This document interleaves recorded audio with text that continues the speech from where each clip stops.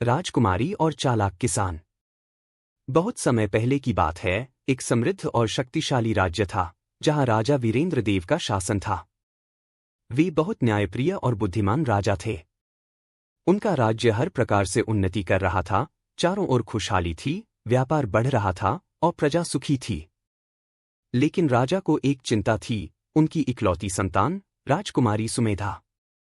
राजकुमारी सुमेधा जितनी सुंदर थी, उतनी ही बुद्धिमान भी थी।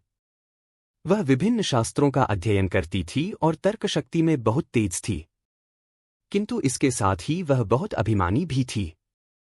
उसे लगता था कि उसकी बुद्धिमत्ता की बराबरी कोई नहीं कर सकता।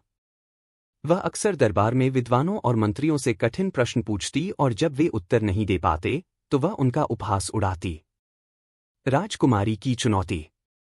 एक दिन राजकुमारी ने अपने पिता से कहा, पिताजी, मुझे लगता है कि इस राज्य में कोई भी मेरी बुद्धि की बराबरी नहीं कर सकता। क्या आप जानते हैं कोई ऐसा व्यक्ति जो मुझसे अधिक चतुर हो? राजा मुस्कुराए और बोले, बेटी, ज्ञान की कोई सीमा नहीं होती। हर व्यक्ति कुछ न कुछ नया सीख सकता है। लेकिन राजकुमारी संतुष्ट नहीं हुई। उसने पूरी राज्य में एक घोषणा करवा दी, जो कोई भी मुझसे 3 कठिन प्रश्नों का सही उत्तर देगा, उसे मैं अपना प्रिय खजाना पुरस्कार स्वरूप दूंगी। लेकिन जो उत्तर न दे पाएगा, उसे दंड स्वरूप कड़ी सजा मिलेगी। राज्य के अनेक विद्वान, पंडित और मंत्री दरबार में आए, लेकिन कोई भी राजकुमारी की कठिन पहेलियों का उत्तर नहीं दे सका। कुछ डर गए, कुछ ने हार मान ली और कुछ को दंड भोगना पड़ा। यह देख राज्य भर में चर्चा फैल गई कि राजकुमारी की बुद्धिमत्ता की कोई तुलना नहीं। गरीब किसान की हिम्मत। उसी राज्य के एक छोटे से गांव में रमेश नामक एक गरीब किसान रहता था। वह साधारण कपड़े पहनता था, खेतों में काम करता था और सामान्य जीवन व्यतीत करता था। लेकिन उसकी विशेषता यह थी कि वह बहुत बुद्धिमान और चतुर था। उसने अपने जीवन में पुस्तकों से ज्यादा अनुभवों से सीखा था। जब उसने राजकुमारी की चुनौती के बारे में सुना, तो वह सोचने लगा, क्या वास्तव में कोई ऐसा प्रश्न हो सकता है जिसका उत्तर न दिया जा सके? ज्ञान तो हर किसी के पास होता है, बस उसे सही तरह से प्रयोग करने की आवश्यकता होती है। उसने ठान लिया कि वह दरबार जाएगा और राजकुमारी की चुनौती स्वीकार करेगा। गांव वालों ने उसे समझाया, मत जाओ, किसान। वहां केवल हार और अपमान मिलेगा। तुम एक साधारण व्यक्ति हो, वे सभी विद्वान और मंत्री हैं। लेकिन किसान मुस्कुराया और बोला, ज्ञान का संबंध व्यक्ति की स्थिति से नहीं होता। मैं अपना प्रयास जरूर करूंगा। दरबार में किसान का आगमन। अगले दिन किसान दरबार पहुंचा। वहां बड़े बड़े राजपुरुष, मंत्री और विद्वान उपस्थित थे। सभी ने किसान को आश्चर्य से देखा। एक साधारण वस्त्रधारी व्यक्ति, जो हाथ में एक छोटी सी लकड़ी लिए खड़ा था, राजकुमारी से ज्ञान की प्रतियोगिता करने आया था।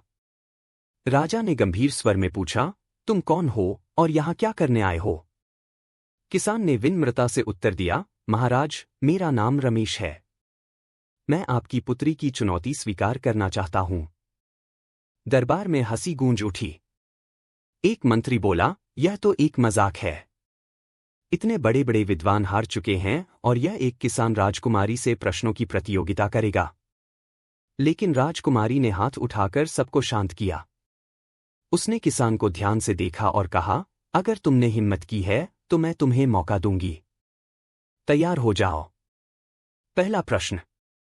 राजकुमारी ने पहला प्रश्न पूछा। अगर किसी चीज का कोई आकार नहीं होता, फिर भी वह दुनिया में सबसे अधिक शक्तिशाली होती है, वह क्या है? पूरा दरबार शांत हो गया। सभी सोचने लगे, लेकिन किसान ने बिना रुके उत्तर दिया, बुद्धि।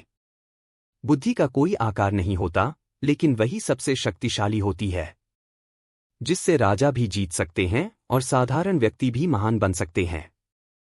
राजकुमारी थोड़ी प्रभावित हुई, लेकिन उसने कोई प्रतिक्रिया नहीं दी। दूसरा प्रश्न। अब उसने दूसरा प्रश्न पूछा। ऐसी कौन सी चीज है जो जितनी अधिक बांटी जाती है, उतनी ही बढ़ती जाती है? इस बार भी किसान बिना रुके बोला, ज्ञान। ज्ञान को जितना अधिक बांटा जाए, उतना ही वह बढ़ता है। जैसे दीपक से दीपक जलाने से प्रकाश कम नहीं होता, वैसे ही ज्ञान भी दूसरों को देने से और बढ़ता है।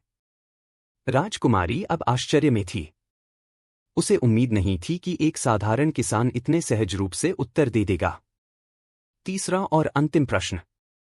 अब उसने तीसरा और सबसे कठिन प्रश्न पूछा। ऐसी कौन सी चीज है जो जीवन से भी अधिक मूल्यवान होती है? किसान ने हल्की मुस्कान के साथ उत्तर दिया, ईमानदारी और सच्चाई। एक झूठे व्यक्ति का जीवन व्यर्थ होता है, लेकिन सत्य पर चलने वाला व्यक्ति अमर हो जाता है। राजा के पास राजपाट हो सकता है, लेकिन अगर वह सत्यनिष्ठ नहीं है तो उसका राज भी नष्ट हो सकता है। राजकुमारी का अभिमान चूर चूर। अब पूरा दरबार तालियों से गूंज उठा। राजकुमारी ने पहली बार स्वीकार किया कि कोई उससे अधिक बुद्धिमान भी हो सकता है। वह सिर झुकाकर बोली, तुमने सिद्ध कर दिया कि ज्ञान किसी विशेष वर्ग या पद का मोहताज नहीं होता। तुम्हारी बुद्धिमानी को मैं प्रणाम करती हूं। राजा वीरेंद्र देव भी प्रसन्न हुए और बोले, किसान रमेश, तुमने आज हमें एक बड़ी सीख दी है।